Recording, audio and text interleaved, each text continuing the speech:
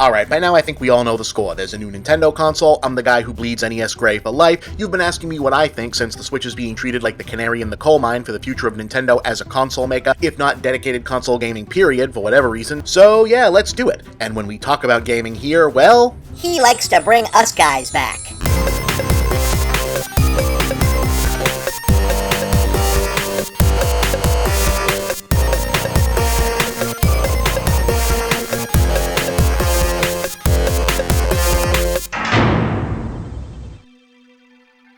I am the Game Overthinker, strange and powerful visitor from beyond all space and time, and also a previous web series that we've probably waited a little too long to revive at this point. I thought we weren't doing the voice thing anymore? So yeah, Movie Bob got himself a Nintendo Switch. You're shocked, I can tell. Do I like it? Yeah, pretty much. As a piece of hardware, it's slick, nice and compact, sleekly designed. I got the neon color scheme because, in case you forgot, video games are... toys, and I like my consoles to look as toyetic as they possibly can. Frankly, the fact that the dock isn't cast in screaming Dayglow pastels with a giant Mario face on it to stare out from your otherwise subtle home entertainment setup screaming, "I am still psychologically 7 years old," to all your friends and colleagues counts to me as a design flaw. Speaking of subjective approaching middle-aged nerd gripe issues, if I'm being honest, the whole thing feels a little bit on the lightweight side. Not as in poorly designed, in fact there's some pretty impressive and inventively utilized tech inside a fairly compact package here, but broken down into its component parts and snapped together, it just feels like there's less substance than would ideally be comfortable to me. Not flimsy, but definitely delicate. Now look, I recognize this is probably more about my unrelentingly old school aestheticism than anything else. I like my interface hardware chunky, my tech to look and feel like tech, and when it comes to gaming hardware, I like to feel like I'm operating something with weight to it.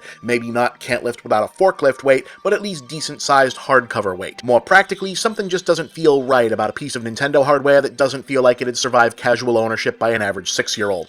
But in terms of the stuff that's actually meant and designed to do, thus far it seems to work. Do I think large numbers of people are ever going to use all of those, "hey, I just happen to have a Nintendo Switch with me" party functions? I kind of doubt that, to be honest. I mean, it'd be nice, but I don't see that becoming a thing outside of social scenes that are already gaming-centric. Sorry, I just don't. Maybe if the Switch was a thing that connected to people's existing tablets or phones instead of its own dedicated thing, I could see that happening, and I hate to say that because that's the kind of giving in, selling out attitude Nintendo's asshole investor class wants them to adopt, but there it is. The modular portability thing, though, that works great. Can't really see why there isn't microfiber screen protection inside the dock, but in terms of functionality, it makes good on what the poor, underappreciated Wii U was ultimately only promising. I'm not sure how long it actually stays novel, since zapping content onto the nearest flat screen feels like something every media device will be able to do out of the box in about 5 or 6 years, but for now, this feels like an important step and a solid space-sharing solution, particularly for family. Of course, every look at the Switch is also a look at Breath of the Wild, because right now it's the only real title of substance on the system, and it's also a Zelda game, aka the franchise that now serves as Nintendo's main inroad to the so-called hardcore.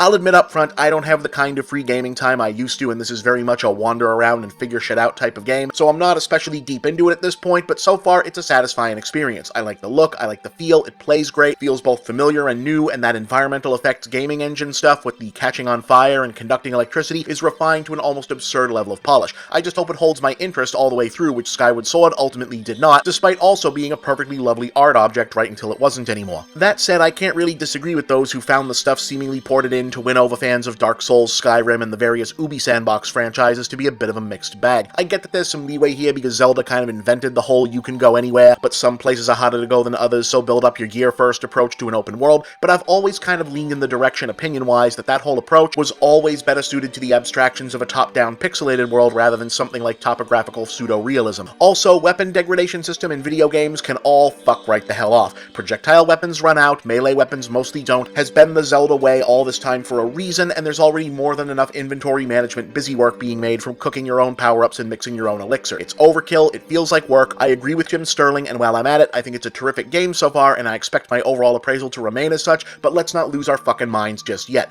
There are exactly 2 perfect Zelda games, 3 if you include the original on the grounds that it essentially invented the wheel, the rest have issues, and Breath of the Wild is no different in that regard. So what do I think the future of the Switch will be? Well, obviously it depends on the games, but it also depends on the market, and as much as it depresses me, it does feel an awful lot like being the best in the world at making Nintendo games isn't really enough for a game company to fully survive on at this point in time. Mario Galaxy and Twilight Princess were not the system sellers on the Wii, and mobile gaming really did seem to consume and deplete every corner of the handheld market that wasn't Pokemon, and the result of that is that the fandom for both Nintendo properties and the genres they define don't have the kind of replacement populations that they did even a decade ago. The generation whose foundational gaming experience has, judging by the figures, largely revolved around Minecraft, Minecraft, more Minecraft, and watching YouTube jackasses mug for the camera during jump scare fests aren't demanding the next meticulously designed exploration quest or hyper-replayable platformer, and if they don't, who will? The Switch is killer hardware, Breath of the Wild is a killer game, and I can't wait to get my hands on Mario Odyssey, but is the future of gaming as practiced by Nintendo secure?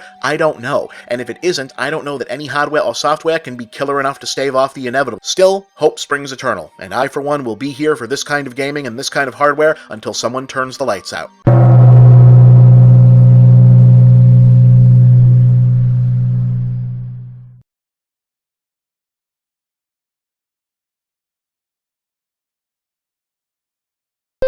Hey, listen! Little bit of business before we take off and run the promo. We'd really like to bring the Game Overthinker back as a separate, semi-regular series again, and now we've got a very specific angle on how we'd like to do so. Lists. See, for years, some of the most frequently asked for opinions from Game Overthinker fans were about favorites. Favorite games, favorite consoles, favorite genres, favorite characters, etc. So why not finally answer some of those questions in the form of lists, a convenient format that YouTube viewers seem to really dig. Or maybe they don't? Would you like to see a series of list episodes about video games? Let us know in the comments, including what kind of lists you might like to see. Or, for those able and so inclined, seeing the MovieBob Patreon numbers improve along with some patron feedback, pro or con in this regard, would really help us decide. Hint, hint, hint. This is something we want to do, guys, but we need to know if you want it too. So let us know, huh?